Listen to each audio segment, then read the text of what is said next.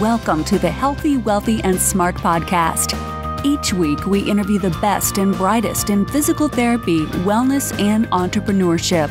We give you cutting-edge information you need to live your best life, healthy, wealthy, and smart. The information in this podcast is for entertainment purposes only and should not be used as personalized medical advice.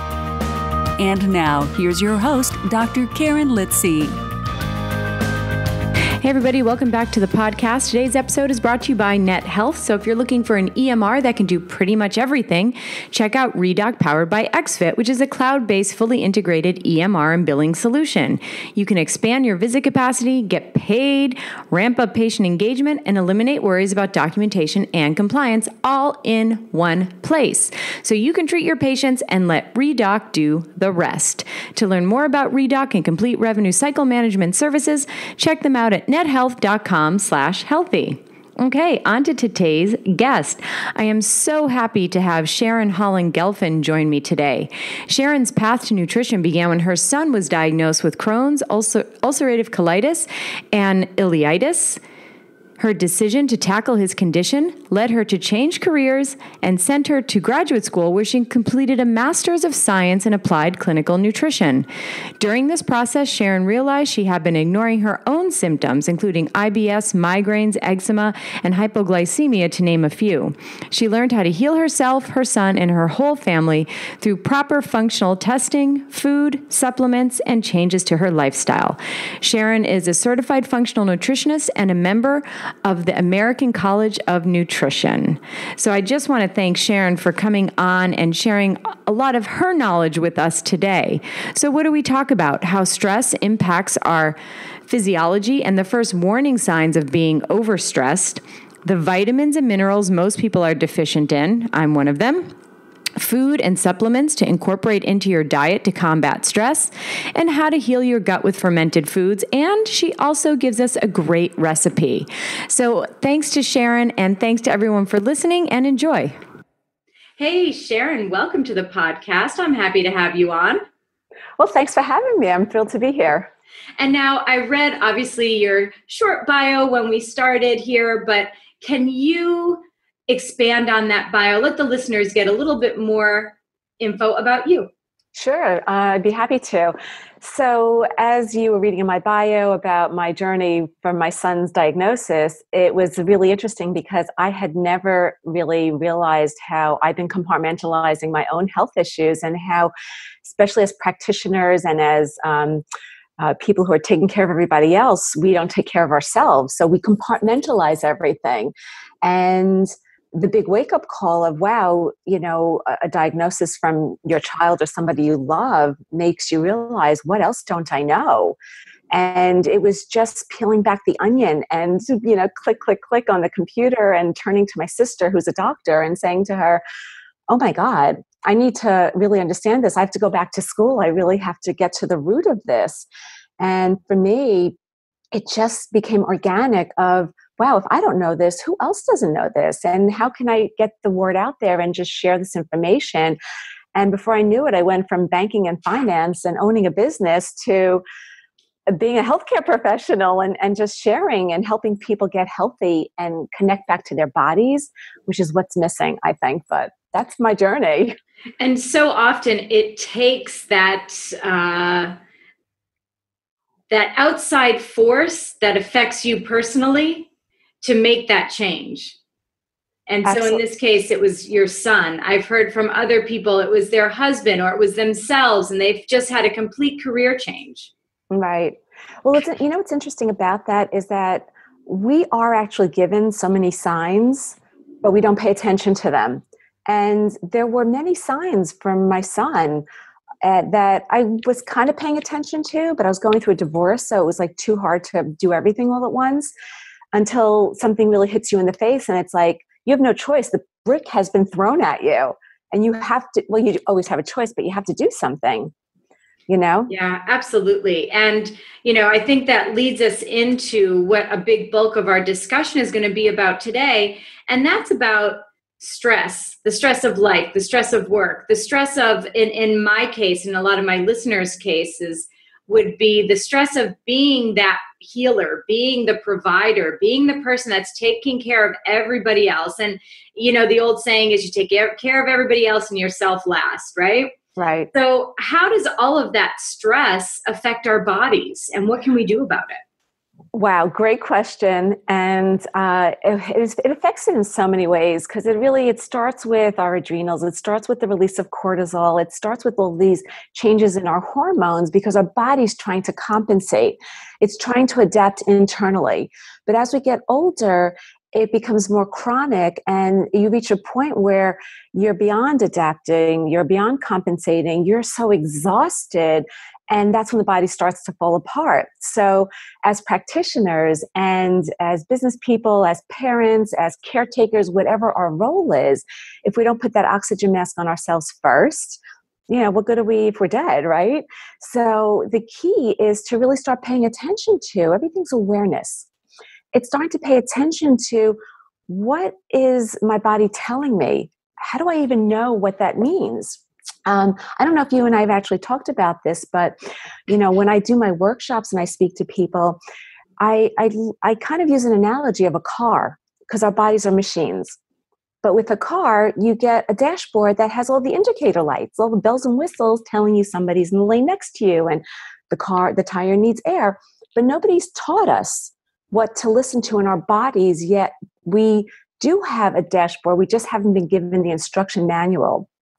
So to me, the first sign of that overwhelm and that stress and that shortness of breath and the inability to focus and pay attention is, just taking a step back and, first of all, just taking a deep breath. We've gotten so used to just breathing shallow, having shallow breaths that's right up here. And just taking a deep breath and realizing, I need to allow oxygen into my body and into my brain, because we need the oxygen. And then really paying attention to, what am I doing? What could it be doing in my body? And if I'm under all this stress and it's going haywire, what's it depleting from my body? What can I do to add to it? And what I've noticed with so many people I speak to is that everybody's got the same symptoms. They're tired, they're exhausted, and they have no energy, and they're getting headaches or migraines, and their stomach's bothering, whatever. They're basically the same symptoms. And a lot of times it's a magnesium deficiency. We don't even realize the importance of magnesium as a mineral in our body, which like 80% of the population is deficient in that mineral, and yet it's implicated in over 300 different pathways and functions that we need to relax. We need for blood pressure, that we need just to have normal flow in our organs. So if we're not able to even realize that, it's, well, where do I start? Exactly.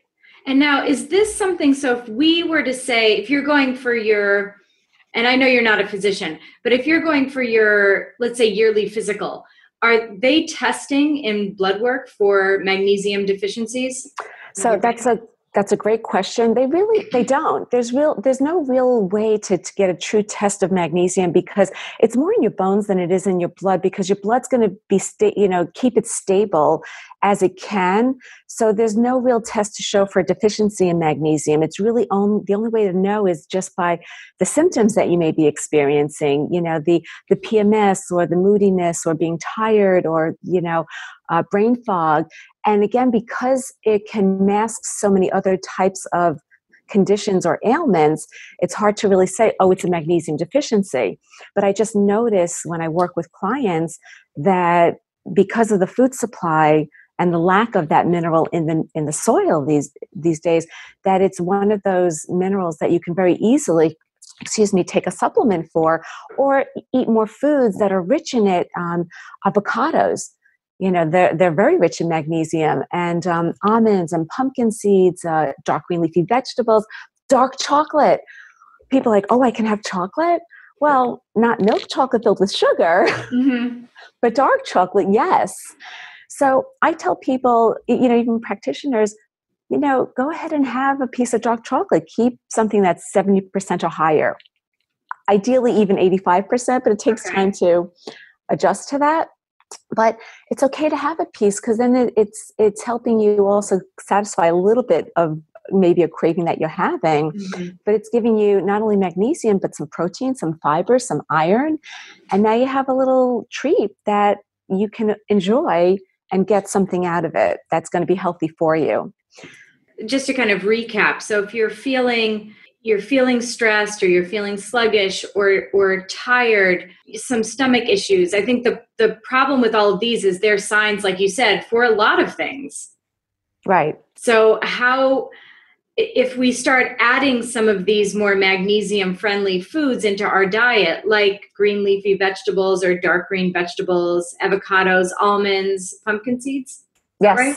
Pumpkin seeds, and we start to feel better, is that sort of your benchmark of, well, maybe you were a little deficient? It's sort of like a trial and error, and if you start to feel better, then that's a good thing? Great question. With magnesium, it is a little bit trial and error, but when I work with clients, it's looking at other pictures of the puzzle. So when you were saying, ways to do that with magnesium, you do also want to ask yourself, have I been drinking enough water?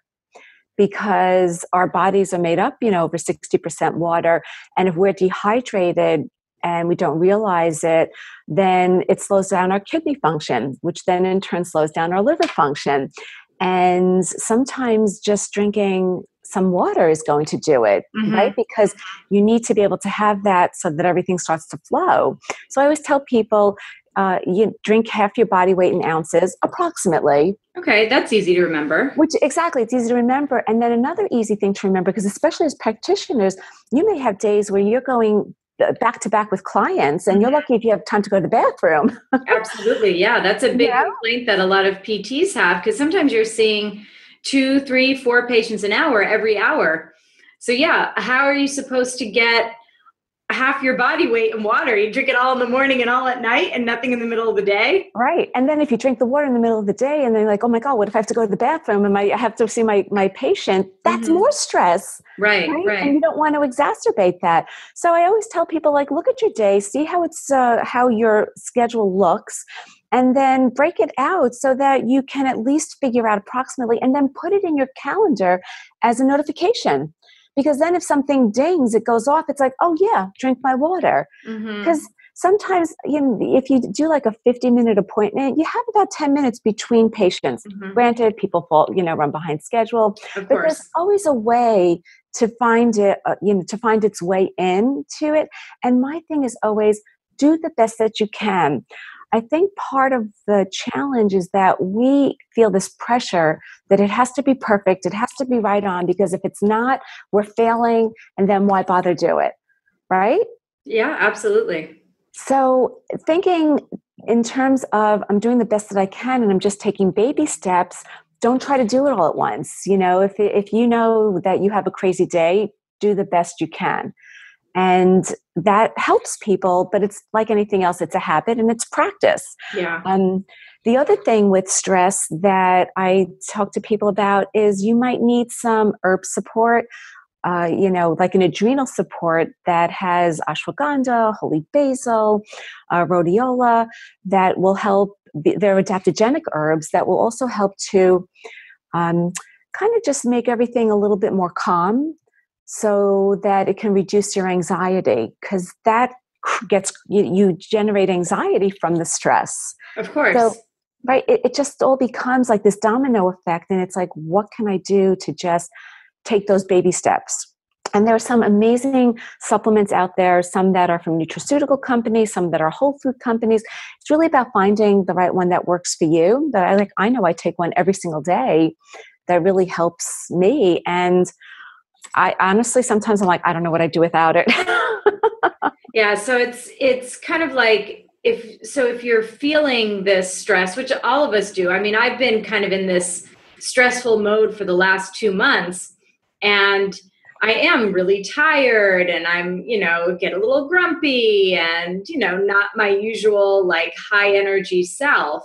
Right. And so just this past week, I have come to the conclusion that I need to kind of do a diet change. Mm-hmm. And so as you're saying, avocado, almonds, giving all these really great little tips on maybe what to eat, there are things that I'm going to have to add back into my diet. And I know I am not drinking enough water.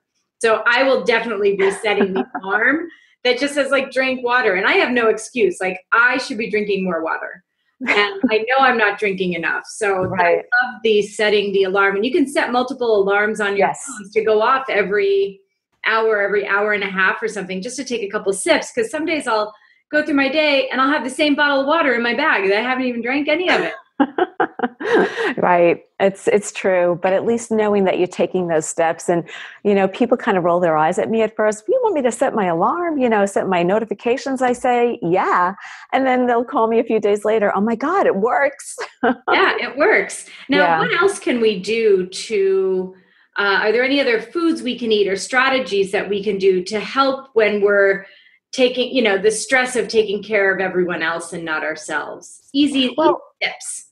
Right. So when we're busy and stressed, sometimes we don't have time to eat, right? And then when we go too many hours without food, the blood sugar gets dysregulated and our brain gets a little foggy. So I always tell people, have a bag of mixed nuts and seeds. And a lot of people are worried about the fat. And here's what's really important to know is that there's good fats and there's bad fats. There are the anti-inflammatory omega-3s that you get from your wild salmon and your nuts and seeds and your olive oil and your avocado. Then there's the pro-inflammatory omega-6s that you get from the canola oils and the foods that are part of the standard American diet. So I encourage people to not be afraid of eating fat because it does a few things. You need fat for your brain to function. And so that's very important. Our brain is made up of a lot of fat, right? So you need that. But it helps to keep us satiated. So if you're eating, making sure you're getting enough protein and fat and a lot of vegetables that are color of the rainbow, and just doing the best you can with combining all of that, that will keep your blood sugar stable, making sure you're having a lot of high fiber foods in the dark green leafy vegetables. All of that is what's going to help keep your blood sugar stable, help keep you focused, and allow you to get through your day. And then if you need a snack, I carry around not just almonds, pistachios, cashews, nuts and seeds, but even Brazil nuts, which are very fattening, but are amazing for you in small doses because these give you minerals that you're not getting. So it's a great way to get it from your food, is through some of these food choices. Got it. So carry around a bag of nuts versus stopping for those salt and vinegar potato chips. So that's not going to cut it, is what you're saying? Not really, no. All right. Well, a girl can dream. And on that note, we're going to take a quick break to hear from our sponsor, Net Health. PTs, what do you hope to accomplish in 2018? I bet providing even better patient care and increasing revenue are top on the list. First, expand your visit capacity.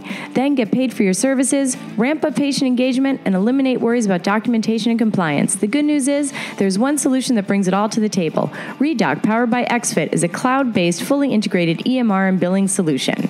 Imagine PT billing, coding, compliance experts taking the back office work off your hands and reporting to you. Learn more about Redoc and complete revenue cycle management services at nethealth.com/healthy. What else can we do to kind of keep ourselves, and I love that you sort of brought up that term, satiated, to keep ourselves satiated so that we're not having these spikes of blood sugar throughout the day? Right. Well, fortunately, now that the weather's getting warmer, it's so much easier to have a lot of vegetables and to have salads and just all different colors of the rainbow and fruits. But, and here's a little caveat, because people think, oh, I love fruits. It's summertime. I'm going to eat it. But some fruits have way too much sugar, which will throw off our insulin, which will throw off our ability to focus. And which actually, because it raises your blood sugar and then you crash. So I tell people really minimize fruits except for like blueberries and raspberries, because you want foods that are going to be high in antioxidants, but low in sugar value. And go ahead. I was going to say, what about like oranges or grapefruits? I love fruits. I love oranges and grapefruits. Certain people that are on certain medications have to be careful of it. And here's the thing with the oranges and grapefruits, they're medium sugar value, not as high as like bananas, mangoes, or pineapples. But if you eat the white around the fruit, like when you are peeling it, that has fiber in it. Like don't eat that part, because that's actually helping to keep the blood sugar from spiking. And fiber is good for you. It helps to bind to cholesterol. It helps with elimination. So that's another thing. People aren't getting enough fiber in their diet, and they don't really know what to do about that, or like, well, where do I start? And, what does that mean? And again, green leafy vegetables, but a lot of times I'll say to people, if you're making yourself a shake, let's say a protein shake, throw some psyllium husk into it. Or have some oatmeal that has fiber. Sprinkle some cinnamon on the oatmeal, because cinnamon can balance your blood sugar. That's what I have every morning. Awesome. So oatmeal with cinnamon. So tell me, how do you make your oatmeal? Because I have a great recipe I'd love to share. Well, you'll probably cringe. I put water in it and throw it in the microwave. So to start, I'm not cringing, but it's a start. At least it's with the water and not with dairy. So I'm fine with that. But so something that you could do to increase the nutrient value is, so you're getting some fiber, you're having some protein, it's a good complex carb, and the cinnamon regulating your blood sugar, but it would be great to have a little fat in there. Okay. So what you could add is a good almond butter that gives you a little bit more protein and some more minerals and your good fats. And so now you have the carb, you've got the fat, you've got the protein, and then I throw in frozen blueberries because I like the frozen crunch against the hot, and then I also do overnight oats, but so now you're getting your antioxidants. So you're getting a bang for your buck in a great breakfast that could keep you going for 4 hours, and you'll be full and you'll get all the energy you need. So okay, I can do that. I can add some almond butter and some blueberries. I can use fresh blueberries too, right? Oh, absolutely. Yeah. Now that summer's coming and we have like more of these fresh fruits, if I have it, I'll throw it in as well. Right, right. It's important though with berries to get them organic, because they're a highly sprayed pesticide fruit because of all the bugs that get into it. Oh, okay. So it's really important that it's organic. Oh my God, we can get into a conversation another time about pesticides. We won't go there now. Right. Yeah, that's a whole other show. Oh, it definitely is. It definitely is. Okay, great. So I feel like I've got, and the listeners, I'm being so selfish, it's not just me, and the listeners have some great choices now for all of our meals. We've got some breakfast choices. We've got lunch and dinner, kind of colors of the rainbow, leafy greens, avocados, almonds, nuts, all that stuff, which is awesome. I know before we started talking, before we started recording, we were talking a little bit about fermented foods. Oh, yes. So what does that mean? Yes. Is that like a kombucha? Yes, it is actually. So all of this that, we're talking about with stress and foods in our body, which by the way, B vitamins are very important also, which I forgot to mention, that our bodies get depleted from very quickly when we're stressed. Everything affects our gut. And over 70% of our immune system lies in our gut, and everybody has some sort of a challenge. And it's not really our fault because we haven't been taught, right? So we're doing the best we can with food, but there's the air we're breathing, it's the chemicals on our products and skincare and all of that that's affecting it. So what can we do to offset that? And for me, yes, probiotics, getting a variety of different strains. But the way and the easiest way to even do it on your own, fermented foods are taking, cucumbers or carrots or string beans or whatever vegetable you like, and fermenting, and I'll give you a recipe in a minute for that, where what it means is that the water and the salts that you have the vegetable sitting in are slowly starting to digest itself. So it's fermenting in its own acids, in its own juices, and it's creating probiotics. And it's the healthiest way to get a probiotic into your system because it's coming from food Real itself. food. Yeah, that makes exactly. Okay, so how do we do this? How do I make a fermented food? Okay, so you take a cup of water, filtered water, and 1 cup of water to 1 tablespoon of sea salt. Okay. And then you put it in a mason jar, and I'm just giving you like 1 cup to 1 cup, and you put it like dill and garlic, peppers, whatever herbs you want. Take your favorite vegetable, put it into the mason jar. Then you need to take a smaller jar that you can submerge into it. Okay. Because it needs to stay underwater, because if the food goes above the waterline, it'll start molding. So you want to... So you get a cup of water. And how much? And salt, right? 1 cup of water, 1 tablespoon of salt. 1 tablespoon of salt. You put it in a jar. You put it in a jar. Okay. You put your vegetables in, but the vegetables float to the top. Ah, okay. So you need to keep them under the water. Okay. So when you put another jar in the jar, does that jar have like water in that jar and you put it in? You can put anything in that jar to weigh it down. Pennies, beans, whatever you want. Okay. Anything. Okay. Anything. Right. That's just to keep it submerged. Then cover it with a cheesecloth or, some sort of a towel. Put it into an area that's a dark area of your kitchen, your cupboard, not too hot, not too cold, and let it sit for 5 to 7 days. Okay. And then you go in and you taste the water. And if it tastes like it's kind of like a half sour pickle or a dill pickle, and when you like the taste of it, then you screw the lid onto the jar, put it in your refrigerator. Okay. This will slow down the fermentation process. And then every day, either take the vegetable or take a teaspoon or 2 teaspoons of the liquid. You're getting natural probiotics from fermented food. You can go and buy kimchi and drink kombucha and do all of that in the stores, but it's so easy to make at home. Simple recipe. I will try this fermented foods. I will try it. I have a mason jar. How big of a jar? I know this is like getting into the weeds, but how big of a jar? Like a big jar? As big as a jar that will fit in your refrigerator after it can close. It's like a large jam jar, I guess. Like like an oversized. I'm not sure. Okay. Not the little ones, but a big one. Yeah, I'm thinking the little ones. Okay, so a big one. All right. Oh, I guess more of like I want to say like a quart size, maybe. Okay. No, half a quart, something like that. Okay. All right. Well, that makes sense. I will try it. I mean, I am a fan of eating whole foods and trying to get as much from your foods as you can, because I think that's where you're going to get the most bang for your buck, right? Yes, absolutely. Absolutely. And, people think that eating healthy or organic is expensive, but when as practitioners, especially, like, we're so busy, we want to help people. We're paying for our health in some way, shape, or form. So do you want to be proactive about it, or wait until something happens, and then have to react and be like, oh my God, now what do I do? Exactly. And, And I think we all want to be more proactive than reactive. I mean, that's what we tell our patients as a physical therapist. Part of my job is to help keep people healthy. Right. Exactly. And so that's where the nutrition and the physical therapy and wellness can blend so nicely. Right. And this is also great, because all the practitioners that are listening, these are just simple tips that you can share with your patients, and realizing, like, it's just taking one step at a time. It's like, what can I add in? Instead of saying, what am I supposed to deprive myself of? Or, oh my God, I can't.